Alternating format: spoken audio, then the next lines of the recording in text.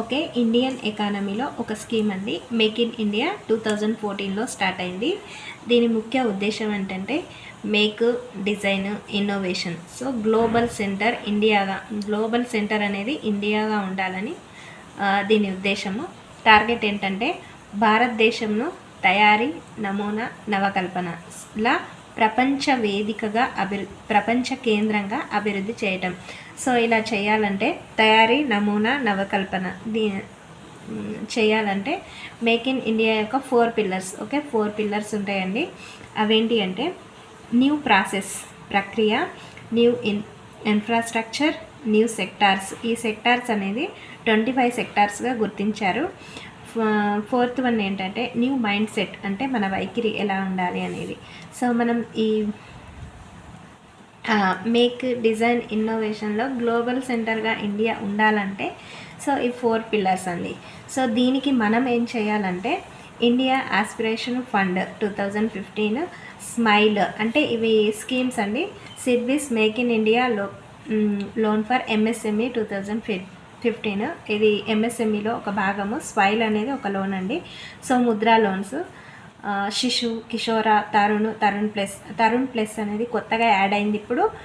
20 lakhs వరకు loan ఇస్తుంది. 20 lakhs కంటే ఎక్కువ లోన్ ఇస్తుంది ఎంఎస్ఎంఈలో. ఓకే, స్టార్టప్ ఇండియా అంటే 2015లో ప్రకటన చేసి 2016లో స్టార్ట్ అయింది.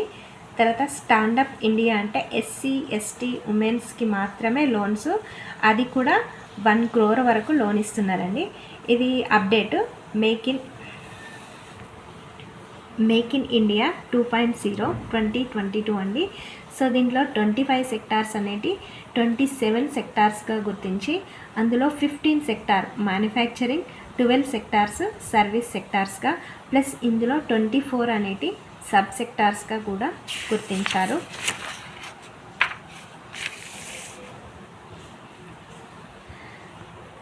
స్టార్టప్ ఇండియా అనేది సో మేక్ ఇన్ ఇండియాలో అంతర్భాగము. 15 ఆగస్టు 2015 ప్రకటన, 16 జనవరి 2016 స్టార్ట్ అయిందండి. 16 జనవరి 16 జనవరిని నేషనల్ స్టార్టప్ డేగా జరుపుకుంటున్నాము. లక్ష్యం ఏంటిదంటే స్టార్టప్స్ని ప్రోత్సహించటం. ఓకే, 1000 crores ఒక ఫండ్ ఏర్పాటు చేసింది. దీన్ని ఎవరు నిర్వహణ చేస్తారంటే సిడ్బీ నిర్వహిస్తుందండి, సిడ్బీ బ్యాంక్.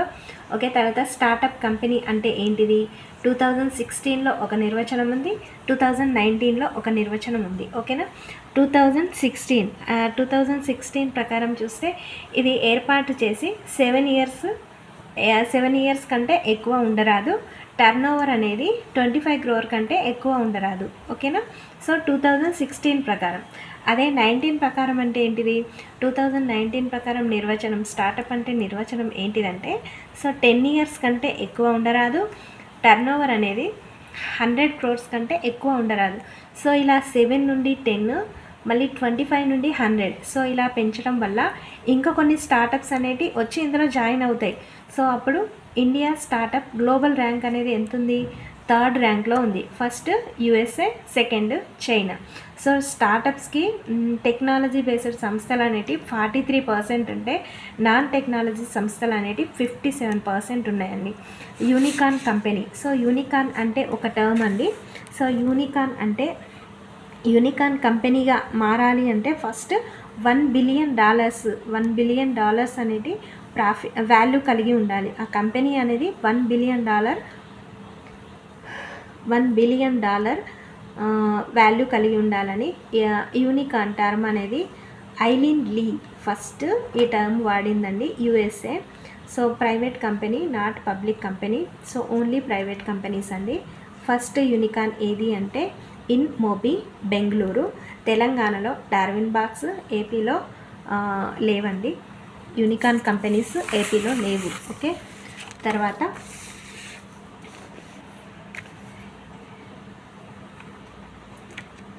ఈ bids project, department of industrial policy and promotion, DIPP నిర్వహణ చేస్తుంది.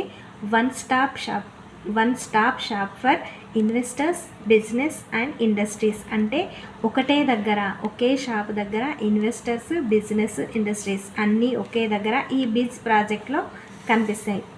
ఓకేనా.